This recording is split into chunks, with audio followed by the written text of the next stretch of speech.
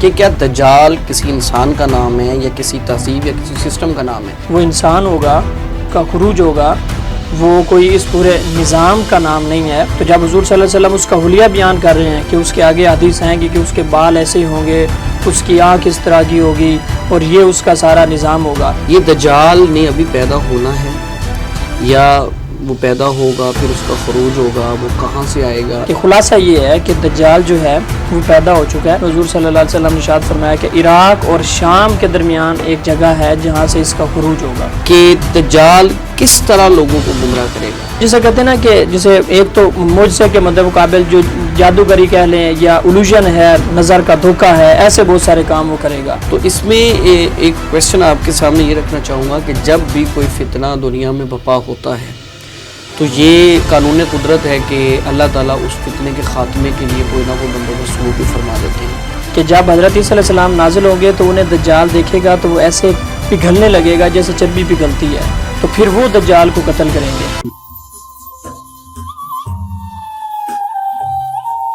السلام علیکم ورحمۃ اللہ۔ معزز خواتین و حضرات، ایک نئے پوڈ کاسٹ ایپیسوڈ کے ساتھ آپ کا ہوسٹ محمد مزمل آپ کی خدمت میں حاضر ہے۔ آج ہم جس ٹاپک پر ڈسکشن کرنے جا رہے ہیں، علامات قیامت میں سے فتنہ دجال، جس کو بڑی وضاحت کے ساتھ نبی مکرم صلی اللہ علیہ وسلم نے بیان فرمایا ہے۔ اس موضوع پر ڈیٹیل کے ساتھ گفتگو کرنے کے لیے ہمارے اسٹوڈیو میں ہمارے ساتھ موجود ہیں ڈاکٹر محمد اسد اللہ، لیکچرر، پنجاب کالج مین کیمپس۔ آپ کا شکریہ ادا کرتے ہیں اور آپ سے درخواست کرتے ہیں کہ فتنہ دجال پر ابتدائی طور پر ذرا روشنی ڈالیے۔ بسم اللہ الرحمن الرحیم، رب اشرح لی صدری ویسر لی امری واحلل عقدۃ من لسانی یفقہوا قولی۔ حضور صلی اللہ علیہ وسلم نے علامات قیامت کے متعلق کچھ خبریں ارشاد فرمائیں۔ ان کو دو حصوں میں تقسیم کیا جاتا ہے۔ کچھ وہ خبریں ہیں یا علامات ہیں جنہیں ہم علامات صغریٰ کہتے ہیں، چھوٹی چھوٹی علامات۔ جی بالکل۔ اور کچھ وہ ہیں جنہیں علامات کبریٰ کہا جاتا ہے۔ علامات صغریٰ یہ وہ علامات ہیں قیامت کی جو حضور صلی اللہ علیہ وسلم کے دور سے لے کر آج تک رونما ہو رہی ہیں اور قیامت تک ہوتی رہیں گی۔ ان میں سے بہت ساری چیزیں جن کا حضور نے ذکر کیا آج کے ہم اپنے معاشرے میں ان کو دیکھتے بھی ہیں۔ علامات کبریٰ جو ہیں، بڑی علامات، ان میں سے جس طرح آپ نے کہا کہ فتنہ دجال ہے، دجال کا خروج ہے، حضرت عیسیٰ علیہ السلام کی آمد ہے، یاجوج ماجوج کا خروج ہے، اور بھی اس طرح کی ہیں جنہیں علامات کبریٰ کہتے ہیں۔ یہ وہ علامات ہیں جو قیامت کے قریب رونما ہوں گی۔ ان میں سے فتنہ دجال بھی ایک قیامت کی علامت جسے قرار دیا گیا ہے، اور یہ بہت بڑی آزمائش ہے مسلمانوں کے لیے۔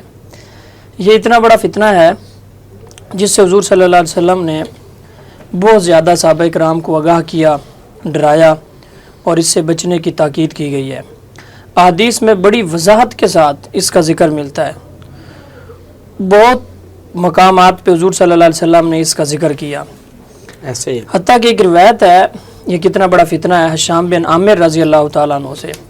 آپ فرماتے ہیں کہ حضور صلی اللہ علیہ وسلم نے ارشاد فرمایا، تخلیق آدم سے لے کر قیامت تک کوئی فتنہ دجال کے فتنے سے بڑا نہیں ہے۔ اللہ اکبر۔ یعنی یہ اتنا بڑا فتنہ ہے کہ حضور نے کہا کہ حضرت آدم علیہ السلام سے لے کر قیامت تک جتنے بھی فتنے آئے ہیں مختلف امتوں کو ان میں مبتلا کیا گیا ہے۔ حضور نے فرمایا جتنا بڑا فتنہ یہ ہوگا دجال کا فتنہ، اس سے بڑا فتنہ نہ پہلے کوئی آیا ہے نہ بعد میں آئے گا۔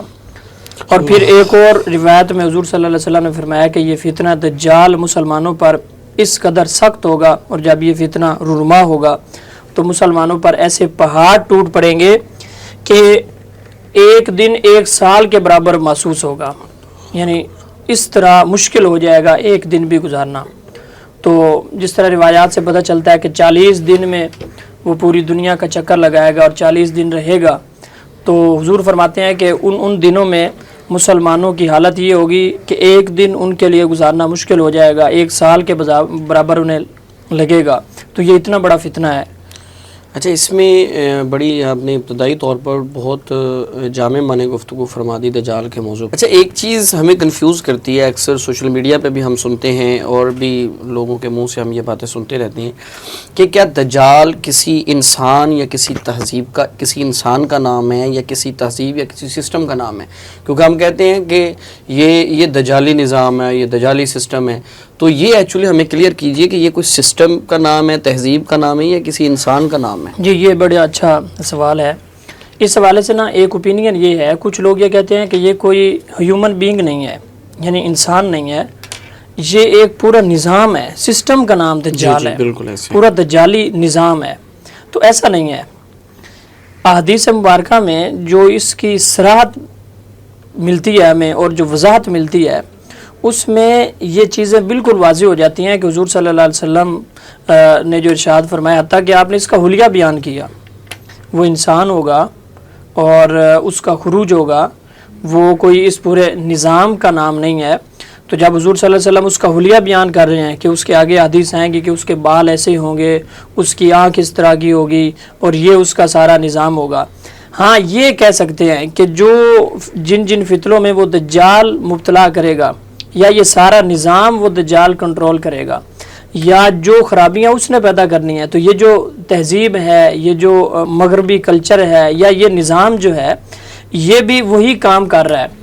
تو اس طرح سے ہم کہہ سکتے ہیں کہ یہ دجالی نظام ہے، یعنی جو دجال نے کرنا ہے نا کام، تو یہ تہذیب یا یہ سسٹم یا یہ نظام یہ بھی وہی کام کر رہا ہے. تو اس لیے یہ ہمیں سمجھ لینا چاہیے کہ وہ ایک شخص ہوگا اور جوانی کی عمر میں اس کا ظہور ہوگا. اس حوالے سے حضور صلی اللہ علیہ وسلم نے اس کا حلیہ تک بیان کیا. آپ نے فرمایا کہ ہر نبی نے دجال کی خبر دی ہے، لیکن میں تمہیں بتا رہا ہوں کہ وہ کانا ہوگا. حتیٰ کہ حضور نے فرمایا کہ حضرت نوح علیہ السلام نے بھی اپنی قوم کو ڈرایا، یعنی ہر نبی نے اس فتنے سے اپنی قوم کو خبردار کیا ہے. اب دیکھیں حضرت نوح علیہ السلام کا عرصہ کہاں ہے دورانیہ، اور حضور صلی اللہ علیہ وسلم تو درمیان میں کتنا دورانیہ ہے. تو حضرت نوح علیہ السلام بھی اپنی قوم کو اس فتنے سے ڈرا رہے ہیں، حضور صلی اللہ علیہ وسلم بھی ڈرا رہے ہیں. لیکن حضور نے فرمایا کہ ایک چیز میں تمہیں اضافی بتا رہا ہوں جو کسی نبی نے اپنی قوم کو نہیں بتائی، وہ یہ ہے کہ وہ کانا ہوگا، ایک آنکھ سے علامت بتائی. ہاں، اس کی علامت بتائی. پھر حضور نے فرمایا کہ وہ گچھے دار بالوں والا ایک شخص ہوگا، جوان شخص ہوگا، اس کی ایک آنکھ بے نور ہوگی اور اس کی آنکھ انگور کے طرح ابری ہوئی ہوگی. تو اس کی ایک آنکھ کے متعلق حضور نے فرمایا کہ بے نور ہوگی، اور جس طرح انگور ہوتا ہے اس طرح ابری ہوئی اس کی ایک آنکھ ہوگی. اور مسلم شریف کے حدیث ہے جس میں حضور نے فرمایا کہ میں اس کو عبد العزیٰ بن قطن سے تشبیہ دیتا ہوں، یعنی وہ ایک شخص ہوگا. تو یہاں پہ بعض کا لوگوں کے ذہن میں شاید اس کی ایک ہی آنکھ ہوگی. بعض لوگ پھر یہ کیمرے کو بھی کہہ دیتے ہیں شاید یہ وہی فتنہ ہے کہ جو کیمرے نے اور میڈیا نے فتنے بپا کیے ہیں، اس کی بھی ایک آنکھ ہوتی ہے. تو وہ دجال جو ہے اس کی ایک آنکھ ہوگی، تو یہی دجال ہے. یہ اتنا زیادہ فیمس ہے یہ چیز کہ اس کی ایک آنکھ ہوگی کہ اگر آپ گوگل پہ دجال لکھتے ہیں نا تو گوگل بھی جو آپ کو پکچرز دے گی نا تو ان میں موسٹ آف ایسی ہوں گی کہ بعض روایات بھی ہیں جن سے یہ نہ پتہ چلتا ہے کہ اس کی ایک آنکھ ہوگی. لیکن یہ جو میں نے حدیث آپ کے سامنے رکھی ہے اس میں یہ ہے کہ اس کی دو آنکھیں ہوگی، ایک آنکھ ہوگی اور دوسری آنکھ بے نور ہوگی اور انگور کی طرح ابری ہوئی ہوگی. تو ہم جس سوال پہ بحث کر رہے تھے، بات کر رہے تھے، وہ یہ تھا کہ کیا وہ دجال انسان ہے یا نظام ہے. تو میں نے آپ کو کہا کہ حدیث میں صراحت ملتی ہے، وضاحت ملتی ہے کہ وہ ایک شخص ہوگا. حتیٰ کہ حضور صلی اللہ علیہ وسلم نے اس کا حلیہ بیان کیا ہے کہ اس کے بال اس طرح کے ہوں گے، اس کی آنکھ اس طرح کی ہوگی، اور یہ سارا معاملہ ہے. تو یہ سمجھ لینا چاہیے کہ وہ کوئی نظام نہیں ہے، وہ ایک شخص ہے جو اس پورے نظام کو ہینڈل کرے گا اور اسی نظام کا حصہ ہوگا، یہ ساری چیزیں ہوگی، لیکن وہ ایک شخص ہوگا. چلیں یہ چیز تو کلیئر ہوئی کہ وہ کسی سسٹم یا تہذیب کا نام نہیں ہے بلکہ وہ باقاعدہ ایک انسان ہوگا. اچھا، ایک اور چیز ہے کہ دجال ظاہر ہے روایات موجود ہیں اور آپ تفصیل سے ہمیں اس پر بتائیں گے، یہ دجال نے ابھی پیدا ہونا ہے یا وہ پیدا ہوگا پھر اس کا خروج ہوگا، وہ کہاں سے آئے گا؟ یہ وہ کویسچنز ہیں جو ہمارے نوجوانوں کے ذہن میں ابھرتے ہیں، بلکہ سوسائٹی میں رہنے والے کئی لوگ پوچھتے بھی ہیں. تو آپ اس پہ بتائیے کہ وہ پیدا ہوگا یا خروج ہوگا اور کہاں سے آئے گا، وہ یہ اس پہ ذرا روشنی ڈالیے. یہ ایک بات ہے کہ کیا وہ جب وہ آئے گا تو اسی وقت پیدا ہوگا یا پیدا ہو چکا ہے یا اس کا خروج ہوگا. تو اس حوالے سے بھی حدیث سے ہمیں صراحت ملتی ہے. حضور صلی اللہ علیہ وسلم نے وہ ایک آگے ہم حدیث بیان کریں گے، مسلم شریف کی بڑی طویل حدیث ہے جس میں حضرت تمیم داری ایک صحابی ہیں، ان کی ملاقات بھی ہوئی دجال کے ساتھ. تو ان روایات سے واضح یہ پتہ چلتا ہے کہ خلاصہ یہ ہے کہ دجال جو ہے وہ پیدا ہو چکا ہے اور وہ کسی ایسے مقام پہ اس کو جکڑا ہوا ہے. تو جب اللہ تعالیٰ چاہے گا تو اس کی زنجیریں توڑ دی جائیں گی تو اس کا خروج ہوگا. یعنی جو روایات کا خلاصہ ہے وہ میں نے آپ کے سامنے ذکر کر دیا ہے کہ وہ پیدا ہوگا، پیدا بھی ہو چکا ہے، پیدا ہو چکا ہے، کسی نہ کسی جگہ پہ موجود بھی ہے، جیسے ملاقات ہوئی ہے ظاہر ہے، اور پھر اس کا خروج ہوگا. اور جیسے آپ نے پیچھے روایت ذکر کی حضرت نوح علیہ السلام والی، تو اٹ مینس کہ وہ پیدا تو ہو چکا ہے نا، پیدا آگے نہیں ہوگا بلکہ وہ پیدا ہو چکا ہے. تو یہ پہلی چیز ہے کہ وہ پیدا ہو چکا ہے، اس کا خروج ہوگا. اور حدیث میں اس چیز کی وضاحت کی گئی کہ وہ لا ولد ہوگا، یعنی آگے اس کی کوئی اولاد نہیں ہوگی. تو اب اس کا ظہور کہاں سے ہوگا؟ تو وہ بھی ایک روایت ہے جس میں حضور صلی اللہ علیہ وسلم نے ارشاد فرمایا کہ عراق اور شام کے درمیان ایک جگہ ہے جہاں سے اس کا خروج ہوگا. پیدا ہو چکا ہے اور عراق اور شام کے درمیان کوئی ایسا علاقہ ہے جہاں سے وہ نکلے گا جب اللہ تعالیٰ چاہے گا. اس کی زنجیریں توڑ دی جائیں گی جن میں جکڑا ہوا ہے، وہ آگے ہم حدیث بیان کرتے ہیں. تو یہ بات سمجھ لینی چاہیے کہ وہ پیدا ہو چکا ہے اور اس کا خروج ہوگا. جی بہت اچھے سے آپ نے وضاحت کر دی. اچھا ایک چیز اور اس میں آپ جو ہے وہ انٹر کر لیجئے کہ بتائیے دجال کی پیروی کرنے والے لوگ وہ کون ہوں گے، کون اس کو فالو کریں گے؟ ظاہر ہے ہمارے سامنے تو کوئی چھوٹا سا فتنہ یا چھوٹی سی آزمائش آتی ہے تو ہم میجورٹی آف ٹائم اس پہ پورا نہیں اتر پاتے، سرخرو نہیں ہوتے اس آزمائش میں. تو جب دجال جیسا اتنا بڑا فتنہ جسے آقا کریم صلی اللہ علیہ وسلم نے فرمایا ہے، جب وہ ہمارے سامنے یا ہماری کسی نسل کے سامنے نمودار ہوگا تو لوگ اس کو ظاہر ہے اس کی جو حرکتیں ہوں گی ان کو دیکھ کر فالو کریں گے. تو وہ پیروی کرنے والے لوگ کون سے ہوں گے؟ اچھا یہ ایک بات ہے کہ اس کی پیروی کرنے والے لوگ کون سے ہوں گے. دوسری بات یہ ہے کہ اب جب حضور صلی اللہ علیہ وسلم نے اس کی علامات ذکر کر دی ہیں کہ اس کی ایک آنکھ ہوگی انگور کی طرح ابری ہوئی اور یہ اس کی نشانیاں ہیں، تو بعض اوقات لوگ سوال کرتے ہیں کہ جب حضور نے ساری نشانیاں بتا دی ہیں تو اس کے باوجود جو ہے لوگ پھر بھی اس کی پیروی کیسے کریں گے؟ تو یہی تو انسان کی آزمائش ہے. ایک شخص کو پتہ ہوتا ہے کہ یہ میں گناہ کا کام کر رہا ہوں لیکن اس کے باوجود بھی کرتا ہے. اس کو پتہ ہے ازر من الشمس ہے کہ میں جو یہ نشہ کر رہا ہوں تو اس کا نقصان کیا ہے، ماں باپ اس کو روکتے ہیں، ڈاکٹر، اس کے باوجود وہ سارا کچھ جو ہے وہ کر رہا ہوتا ہے. تو یہ انسان کی نیچر ہے کہ انسان اس کا اتنا عادی ہو چکا ہے کہ نہ چاہتے ہوئے بھی اپنے نفس پہ کنٹرول نہیں ہوتا. اس کو پتہ ہے کہ یہ کام میں غلط کر رہا ہوں لیکن پھر بھی وہ کرتا ہے. جیسے قبر کے سوالات ہیں، پتہ ہے کہ یہ پوچھے جانے ہیں، قیامت کے سوالات کا بالکل، پھر بھی انسان گناہ کرتا ہے. اب ایک شخص کو پتہ ہے کہ رزق حرام جو میں کھا رہا ہوں کما رہا ہوں تو اس کی کتنی وعیدیں ذکر کی گئی ہیں لیکن اس کے باوجود وہ کرتا ہے. تو اب کوئی کہے کہ یار اتنی واضح جو ہیں حضور صلی اللہ علیہ وسلم نے قرآن سے ہمیں تعلیمات ملتی ہیں پھر بھی کیسے کوئی شخص رزق حرام کھا سکتا ہے؟ حدیث ہے انس بن مالک سے روایت ہے، وہ کہتے ہیں کہ حضور صلی اللہ علیہ وسلم نے ارشاد فرمایا کہ اصفہان کے یہودیوں میں سے 70,000 لوگ اس کی پیروی کریں گے. اصفہان جو ایران کا علاقہ ہے، تو فرمایا کہ اصفہان کے یہودیوں میں سے 70,000 لوگ جو ہیں اس کی پیروی کریں گے سب سے پہلے ابتدان، اور وہ اپنے اوپر چادریں اڑے ہوئے ہوں گے. تو یہودی جو ہیں ظاہر ہے وہ اس کو ویلکم کریں گے. بعد میں جب اس کو قتل کیا جائے گا، حضرت عیسیٰ علیہ السلام جب اس کو قتل کریں گے تو وہ بھی اسرائیل کا ایک علاقہ ہے جو حدیث میں جو ملتا ہے مقام جہاں پہ قتل کیا جائے گا، تو وہ بھی یہودیوں کا گڑھ ہے، اسرائیل کا علاقہ، وہاں پہ قتل کیا جائے گا. اب اس وقت اصفہان میں یہودیوں کی تعداد بہت کم ہے. حضور نے تو فرمایا 70,000 لوگ یہودی جو ہیں وہ اس کی پیروی کریں گے. اس وقت اصفہان میں یہودی ہیں، ان کی تعداد بہت کم ہے، لیکن چونکہ حضور صلی اللہ علیہ وسلم نے ایک پیشن گوئی کی ہے، بتایا ہے کہ اتنے یہودی ہوں گے، جب وہ آئے گا تو ہو سکتا ہے وہاں پہ یہودی اتنے جمع ہو جائیں، بلکہ ہوں گے جب حضور صلی اللہ علیہ وسلم نے فرما دیا ہے. تو یہ ابتداء جو ہیں وہ اس کی پیروی کرنے والے ہوں گے یہودی. تو نیکسٹ ہم یہ ڈسکس کریں گے کہ ہر چیز کی ظاہر ہے کچھ نہ کچھ علامات ہوں گی لوگوں کے سامنے جو اس کی پہچان کرنے کے لیے. تو دجال کب نکلے گا اور اس کے نکلنے سے پہلے، ویسے تو ذکر کر دی گئی نا، لیکن کچھ چیزیں ہیں جو سے اس کے نکلنے سے پہلے کچھ علامتیں ہوں گی جب پتہ چلے گا کہ اب یہ ٹائم ہے. تو ایسی کوئی علامات جو آپ صلی اللہ علیہ وسلم نے ذکر کی ہوں، حدیث میں موجود ہوں، تو وہ ہمارے ناظرین تک پہنچائیے پلیز. اچھا حدیث میں اس کا قرب قیامت کا ذکر ملتا ہے. ایگزیکٹ کوئی فگر یا کوئی ایسا نہیں ہے کہ جس طرح ہم بعض اوقات کئی لوگ اس میں ایکسٹریم کی طرف چلے جاتے ہیں تو ان کی کوشش ہوتی ہے کہ اسی سال ہی نکال دیں دجال کو 2025 میں. تو ایسا نہیں ہے. وہ 2015 سے نکال رہے ہیں کہ اس سال آ گیا دجال، اس سال آ گیا. تو ایسا نہیں ہے. حضور صلی اللہ علیہ وسلم نے اس کی جب چیزیں ذکر کی ہیں قرب قیامت میں ہوگا، کچھ علامات ہیں، کچھ چیزیں ہیں ذکر کی ہیں، اس کی ہمیں اس فتنے سے پناہ مانگنی چاہیے. اب وہ حدیث جو ہے صحیح مسلم کی، تو وہ تفصیل کے ساتھ اس میں ذکر کیا گیا ہے دجال کا، جس میں تمیم داری کی ملاقات ہوتی ہے دجال کے ساتھ. اچھا، صحابی رسول کی ملاقات. پھر وہ آتے ہیں اور حضور صلی اللہ علیہ وسلم کو آ کے یہ ساری ملاقات، یہ مکالمہ سناتے ہیں. تو حضور پھر صحابہ کو جمع کرتے ہیں. پھر حضور صلی اللہ علیہ وسلم باقاعدہ ندا کرواتے ہیں مدینہ میں، سارے لوگوں کو جمع کرتے ہیں اور نماز کے بعد کھڑے ہو کے پھر حضور صلی اللہ علیہ وسلم انہیں خطبہ ارشاد فرماتے ہیں کہ یہ وہی دجال ہے جس کے بارے میں تمہیں ڈراتا ہوں. تو بعض اوقات صحابہ کرام فرماتے ہیں کہ حضور صلی اللہ علیہ وسلم دجال کا اتنا ذکر کرتے اور اتنا ہمیں اس سے بچنے کی حضور صلی اللہ علیہ وسلم تلقین فرماتے کہ ہمیں ایسا لگتا تھا کہ ابھی اس جھنڈ سے جو ہے دجال نکل آئے گا. تو یہ صورتحال جو ہے ہوتی تھی. تمیم داری رضی اللہ تعالیٰ عنہ یہ صحابی ہیں، یہ تجارتی سفر کرتے تھے سمندر کا بحری جہاز کے ذریعے. تو یہ حضور صلی اللہ علیہ وسلم کے پاس آئے اور انہوں نے حضور کو یہ سارا واقعہ سنایا.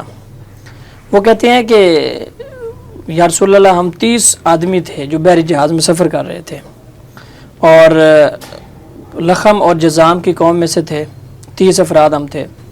تو کہتے ہیں کہ سمندر کی لہروں میں ہم پھنس گئے، طوفان آیا. تو کئی دنوں تک سمندر کی لہریں ہمارے ساتھ کھیلتی رہیں، یعنی ہم وہیں پہ جکڑے رہے، کہیں آگے پیچھے نہیں جا سکے جہاں ہم نے جانا تھا. تو سمندر میں ہم پھنسے رہے.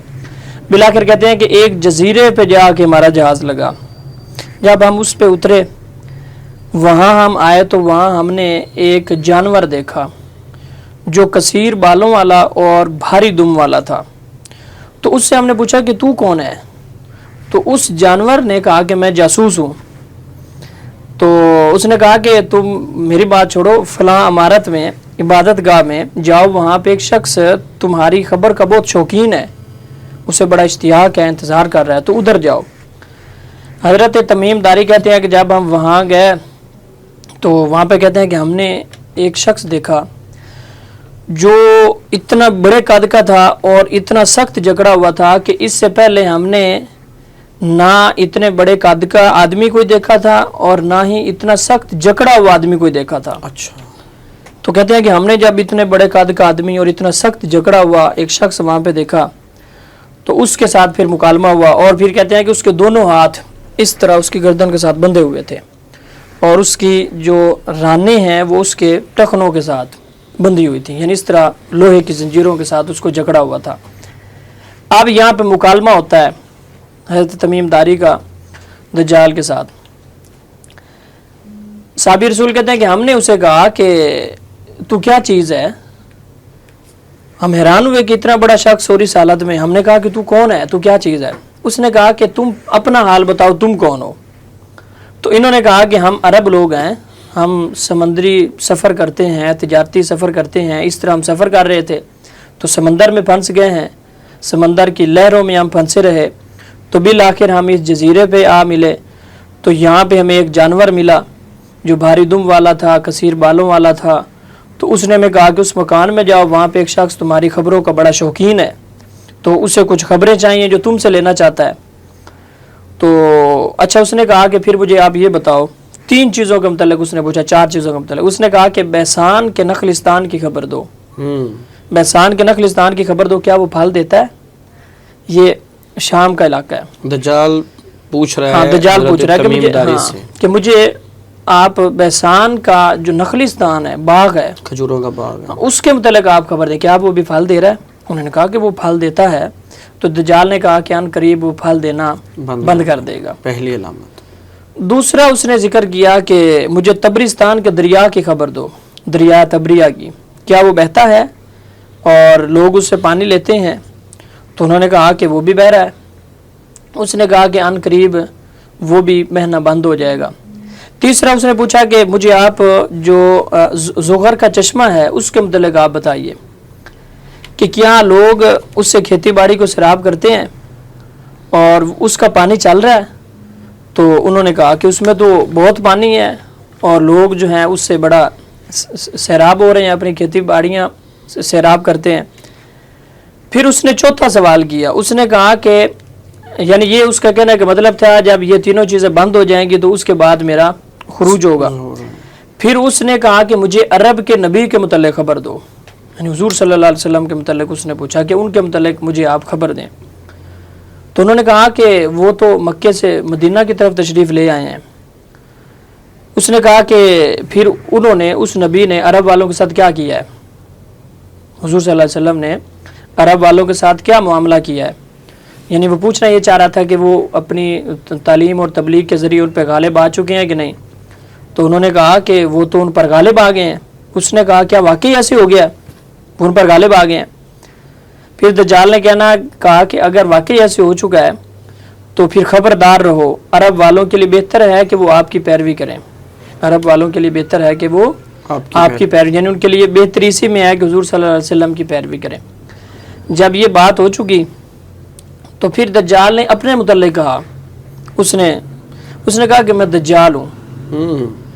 دجال سے نکلا ہے نا, تو دھوکہ دینے والا, فریب دینے تو سب سے بڑا دجال دھوکہ دے گا لوگوں کو. تو اس نے کہا کہ میں دجال ہوں, ان قریب مجھے نکلنے کی اجازت ہوگی, میں نکلوں گا, کسی بستی کو نہیں چھوڑوں گا.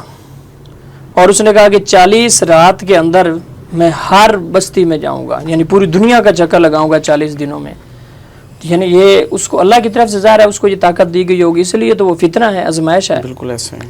تو 40 دنوں کے اندر اس نے کہا کہ کوئی روئے زمین پہ ایسی بستی نہیں ہوگی جس کا میں چکر نہیں لگاؤں گا, جہاں پہ میں نہیں جاؤں گا, ہر جگہ پہ جاؤں گا.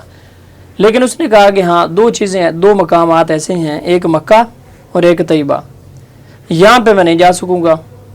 جب میں مکے میں انٹر ہونے لگوں گا یا طیبہ میں انٹر ہونے لگوں گا تو میرے سامنے فرشتہ ننگی تلوار لے کے آ جائے گا, اور وہ مجھے ان دونوں مقامات پہ نہیں جانے دیں گے. ان دونوں میں میرا داخلہ حرام ہے, ان 2 بستیوں میں نہیں جا سکوں گا. پھر حضور نے کہا کہ جب یہ ساری بات حضور نے سنا لی, پھر حضور نے کہا کہ یہی طیبہ ہے, یہی طیبہ ہے, یہی طیبہ ہے. یعنی دجال نے جس طیبہ کا, مدینہ کا جگہ کا ذکر کیا ہے مکہ کے بعد, وہ یہی جگہ ہے کہ یہاں پہ وہ نہیں مدینہ المنورہ کی بات, وہ یہاں پہ نہیں جا سکے گا. تو یہ ہے وہ صحابی رسول کا پورا مکالمہ. پھر جب یہ بات ہو گئی تو حضور نے کہا کہ اب دیکھا نا جس دجال سے میں تمہیں ڈراتا ہوں, تو یہ وہی دجال ہے جس کی تمیم داری کے ساتھ ملاقات ہوئی ہے.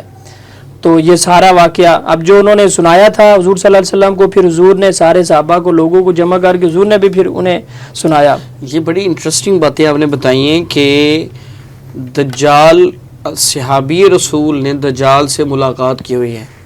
تو یہ بڑی انفارمیشن ہے ہمارے لیے, اور ہم جب ناظرین تک یہ پہنچائیں گے تو امید ہے کہ ناظرین ہمارے جو ہے وہ اس سے خوب لطف لیں گے اور ان کے علم میں بھی اضافہ ہوگا, اور وہ اس کو انشاءاللہ وائرل بھی کریں گے, آگے لوگوں تک پیغام, یہ حدیث جو ہے لوگوں تک پہنچائیں گے. تو ہم اگلے سوال کی طرف بڑھتے ہیں کہ دجال ظاہر ہے ایک شخص ہے, ایک فتنہ ہے, امت کے اندر نمودار ہوگا, امت کو گمراہ کرے گا. تو ہم نے امت کو الرٹ کرنا ہے, وارن کرنا ہے. تو ہم چاہیں گے کہ دجال کس طرح لوگوں کو گمراہ کرے گا, اس پر تھوڑا آپ روشنی ڈالیں.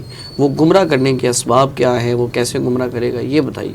جی بالکل, وہی میں نے پہلے بھی ذکر کیا ہے کہ یہ ایک سوال ہوتا ہے کہ جب حضور صلی اللہ علیہ وسلم نے پہلے ساری چیزیں کلیئر بتا دی ہیں کہ یہ دجال ہے, یہ اس کی علامت ہوگی, یہ نشانی ہوگی. بلکہ حضور صلی اللہ علیہ وسلم کے دور میں ایک شخص تھا تو جس کو سیاد کہتے تھے, اس کا نام تھا. تو اس پہ کچھ صحابہ کرام کو شک تھا, یعنی اس میں کچھ علامات ایسی تھیں, تو وہ بھی حدیث ہیں. تو کئی صحابہ تو بڑے یقین کے ساتھ کہتے تھے کہ یہی دجال ہے. مطلب یہ ہے کہ لوگ کہتے ہیں کہ جب حضور صلی اللہ علیہ وسلم نے اس کی ساری علامات بیان کر دی ہیں, جی جی, تو وہ پھر کیسے جو ہے لوگ اس کے باوجود اس سے گمراہ ہوں گے.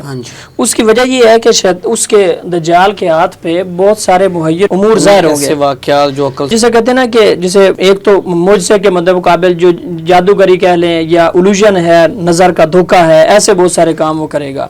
اچھا, اور خدائی کا دعویٰ کرے گا.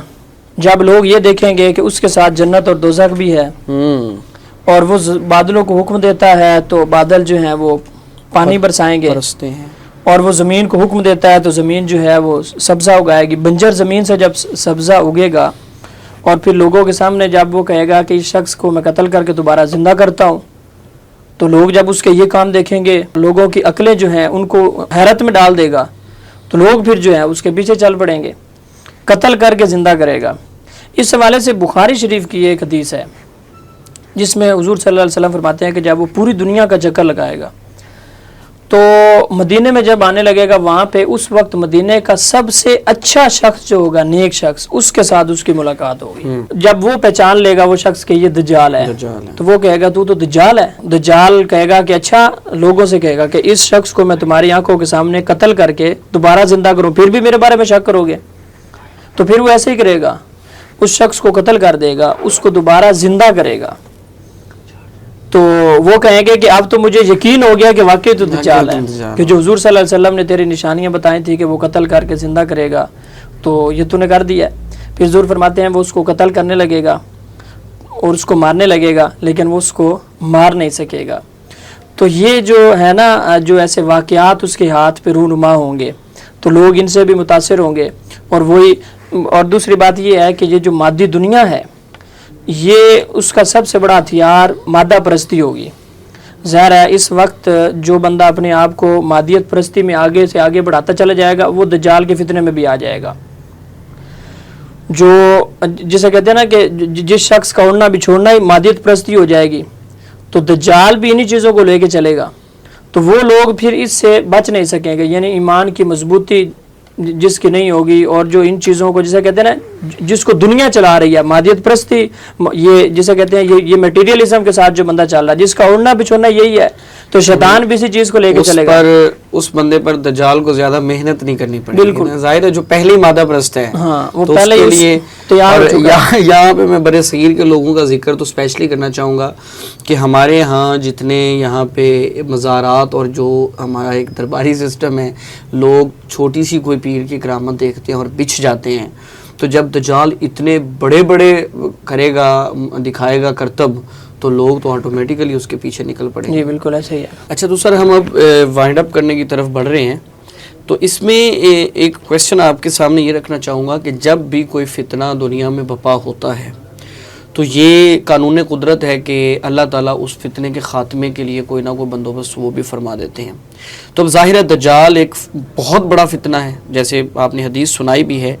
تو یہ دجال کا خاتمہ کیسے ہوگا، کون کرے گا، کس جگہ قتل کیا جائے گا، یہ بھی ذرا پلیز. اچھا، اس حوالے سے حضرت عیسیٰ علیہ السلام جو ہیں وہ پہلے تشریف لائیں گے دجال سے. یعنی جب دجال کا خروج ہوگا اس سے پہلے حضرت عیسیٰ علیہ السلام تشریف لائیں گے، دجال کے آنے سے بھی پہلے. ہاں جی. تو جب مسلمانوں کے 3 گروہ ہو جائیں گے، یعنی ایک تو گروہ وہ ہوگا جو سیرت حضرت عیسیٰ علیہ السلام کی بھی پیروی نہیں کرے گا، بدقسمت لوگ. تو حضرت عبداللہ بن عمر سے روایت ہے کہ جب حضرت عیسیٰ علیہ السلام نازل ہوں گے تو انہیں دجال دیکھے گا تو وہ ایسے پگھلنے لگے گا جیسے چربی پگھلتی ہے.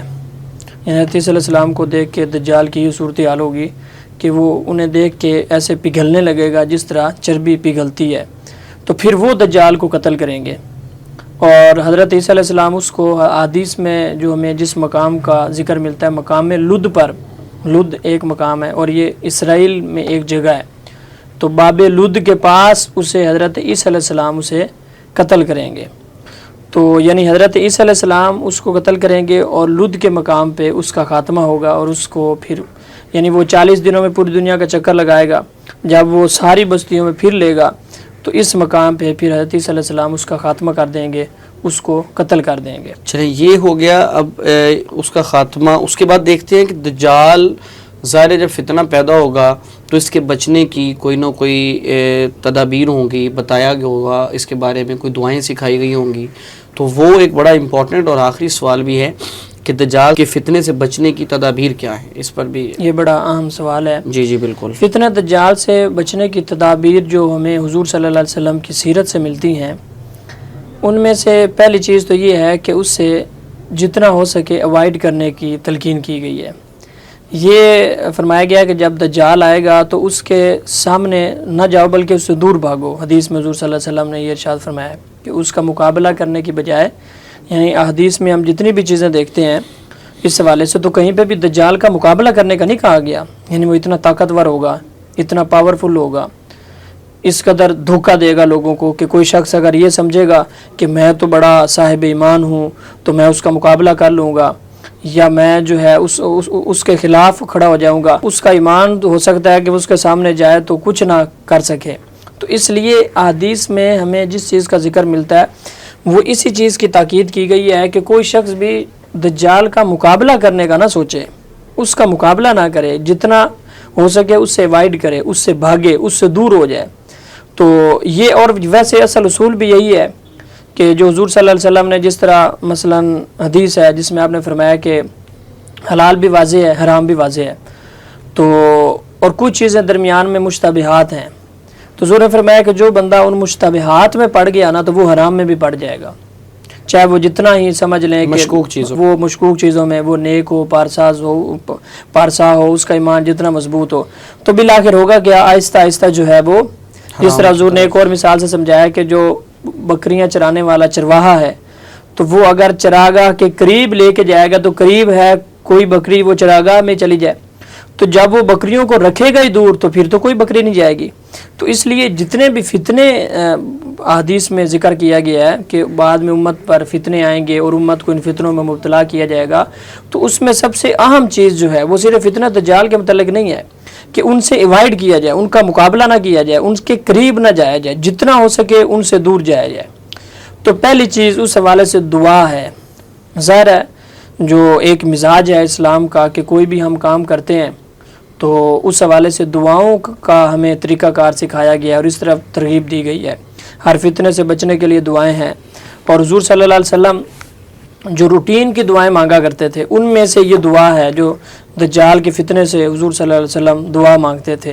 نمازوں میں جو حضور صلی اللہ علیہ وسلم دعائیں مانگتے تھے ان میں سے یہ دعا بھی ہے نمازوں میں۔ ہاں جی، ہمارے ہاں تو اکثر ایک ہوتا ہے نا کہ لوگ وہ ایک دعا ہم نے یاد کی ہوئی ہے، ربی جعلنی مقیم الصلاۃ ومن ذریتی، تو اکثر لوگ شاید سمجھتے ہیں کہ شاید یہ جو نماز ہم نے بچپن میں، وہ تو ظاہر ہے ایک دعا جب بچپن میں وہ بچے جس طرح مسجد میں سپارہ پڑھنے کے لیے جاتے ہیں تو ایک نماز پوری یاد کروا دی جاتی ہے، اور وہ دعا بھی ایک اچھی ہے، وہ چونکہ والدین کا اس میں ذکر ہے تو وہ اس نسبت سے، تو اس کا یہ مطلب نہیں ہے کہ وہی ایک دعا آپ یاد کر لیں ساری زندگی وہی نماز میں پڑھیں۔ تو اللہ تعالیٰ کے ساتھ جو رابطے کا سب سے اہم مقام ہوتا ہے وہ نماز ہی ہوتی ہے۔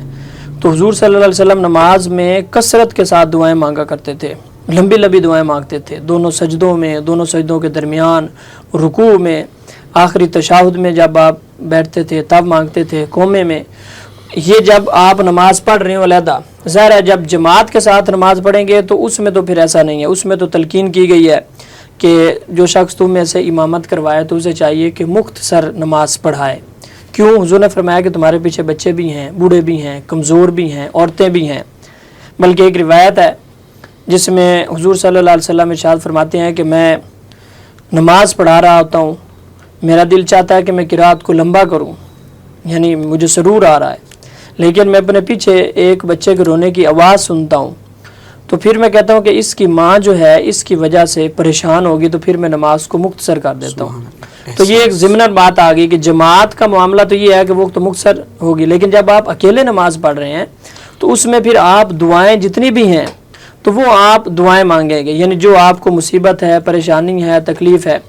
تو حضور صلی اللہ علیہ وسلم نماز میں جو جن دعاؤں کا اہتمام کیا کرتے تھے، جو روٹین کی دعائیں ہیں، ان میں سے ایک دعا یہ بھی ہے، اور یہ دعا ہمیں یاد کرنی چاہیے اور اس کو اپنی روٹین کی دعاؤں میں شامل کرنا چاہیے، جو دجال کے فتنے سے محفوظ رہنے کی دعا ہے۔ اللہم انی اعوذ بک من عذاب القبر و اعوذ بک من فتنۃ المسیح الدجال، کہ یا اللہ میں تجھ سے عذاب قبر سے پناہ مانگتا ہوں اور دجال کے فتنے سے پناہ مانگتا ہوں، وَأَعُوذُ بِكَ مِن فِتْنَةِ الْمَحْيَا وَالْمَمَاتِ، اور یا اللہ میں تجھ سے زندگی اور موت کے فتنے سے پناہ مانگتا ہوں۔ اللہم انی اعوذ بک، میں تجھ سے پناہ مانگتا ہوں، من الماسمی، گناہ کے فتنے سے، والمغرمی، اور قرض کے فتنے سے۔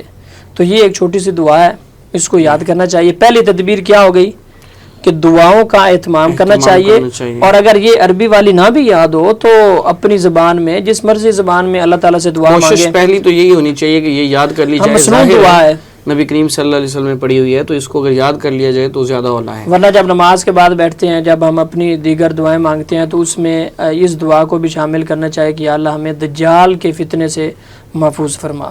پہلی چیز۔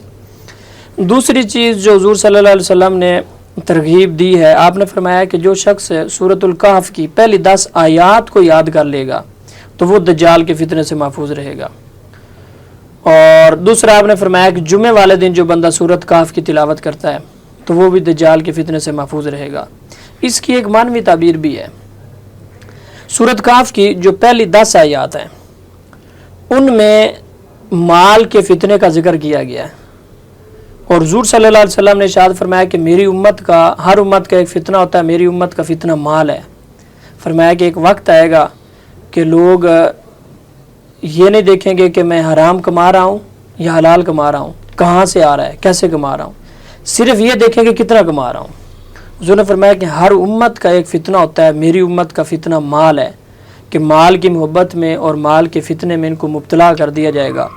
تو سورۃ الکہف میں اس فتنے کے متعلق آیات ذکر کی گئی ہیں کہ جو بندہ ان 10 آیات کو پڑھے گا، حفظ کرے گا، یاد کرے گا، اور اس کے دل سے مال کی محبت نکل جائے گی، جو ہم نے شروع میں بات کی ہے کہ یہ جو مادیت کا فتنہ ہے، مادیت پرستی کا، تو یہ دجال کا ٹول ہے، دجال بھی اسی فتنے کو استعمال کرے گا۔ تو جو بندہ پہلے ہی اس میں گھسا ہوا ہے تو اس کو تو دجال جو ہے وہ جلدی کیپچر کر لے گا، اس پر قبضہ کر لے گا۔ ایک چیز تو یہ ہے۔ دوسرا پھر سورۃ الکہف میں جو نوجوانوں کا واقعہ ذکر کیا گیا ہے، کہف غار کو کہتے ہیں نا، تو وہ اپنا ایمان بچا کے غار کی طرف گئے تھے۔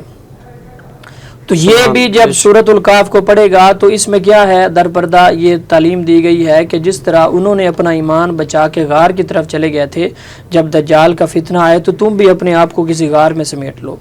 اس سے مراد یہ بھی ہو سکتا ہے کہ دور دراز جنگلوں میں نکل جاؤ، اور غار سے مراد یہ بھی ہے کہ جو تو تم اپنا جو ایک سرکل تم نے بنایا ہے، انٹرنیٹ کی دنیا ہے، اس میں تم وہ ساری چیزیں دیکھو جو ایمان کی مضبوطی والی ہیں، اور تم اپنے ایک ایسا حصار اپنے گرد قائم کر لو جس کے اندر تم رہو تو تمہارا ایمان مضبوط سے مضبوط ہوتا چلا جائے۔ ایسے لوگوں کو سنو انٹرنیٹ پہ جس سے تمہارا ایمان مضبوط ہو، نہ کہ ایسی چیزیں دیکھیں جس سے ہمارا ایمان کو خطرہ ہو۔ تو یہ بھی ایک غار کی تعبیر ہو سکتی ہے۔